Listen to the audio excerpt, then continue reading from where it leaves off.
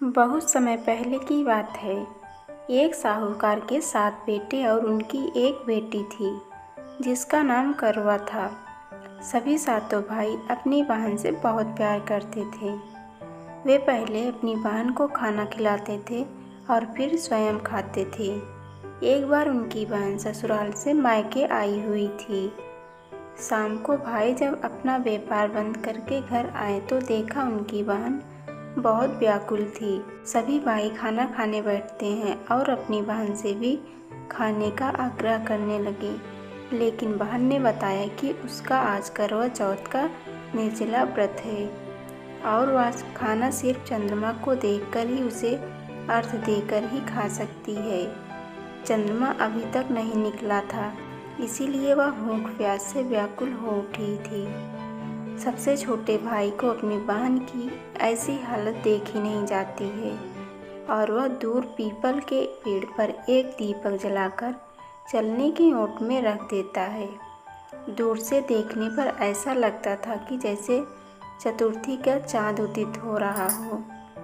इसके बाद भाई अपनी बहन को बताता है कि चाँद निकल आया है, तुम उसे अर्घ देने के बाद भोजन कर सकती हो।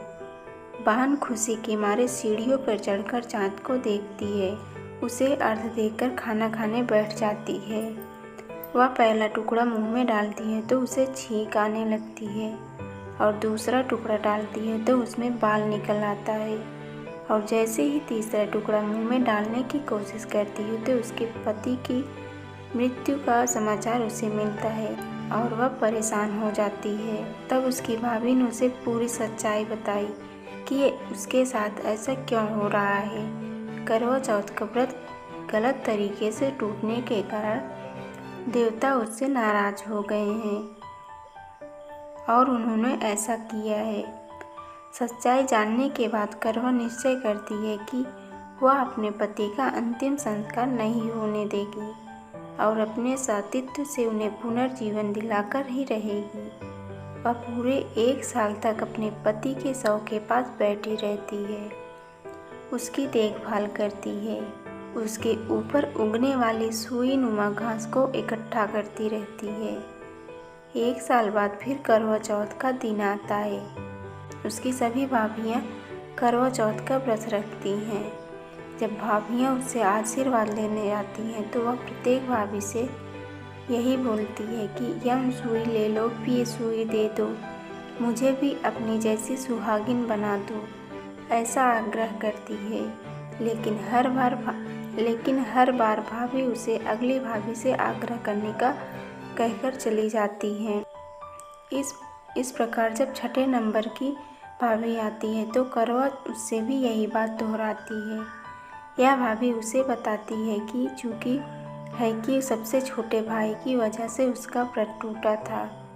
उसकी पत्नी में ही शक्ति है कि वह तुम्हारे पति को दोबारा जीवित कर सकती है, इसीलिए जब वह आए तो तुम उसे पकड़ लेना और जब तक वह तुम्हारे पति को जिंदा ना कर दे उसे छोड़ना नहीं। ऐसा कहकर वह चली जाती है। सबसे अंत में छोटी भाभी आती है। करवा उनसे भी सुहागिन बनने का आग्रह करती है, लेकिन वह टाल मटोले करने लगती है। उसे देख कर वह उन्हें जोर से पकड़ लेती है और अपने सुहाग को जिंदा करने के लिए कहती है। भाभी उसे छुड़ाने के लिए नोचती घसोटती है, लेकिन करवा उसे छोड़ती नहीं है।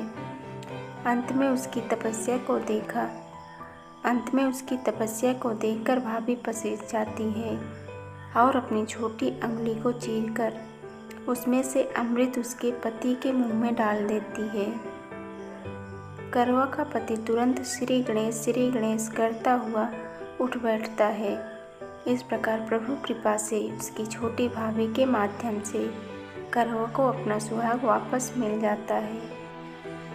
तो वह खुशी खुशी अपने पति को लेकर अपने घर वापस चली जाती है। तो दोस्तों, ये करवा चौथ व्रत की कथा आप लोग को कैसा लगा कमेंट में बताइए और वीडियो को लास्ट तक देखना और हमारी तरफ से आप सभी को हैप्पी करवा चौथ एडवांस में। बाय बाय दोस्तों।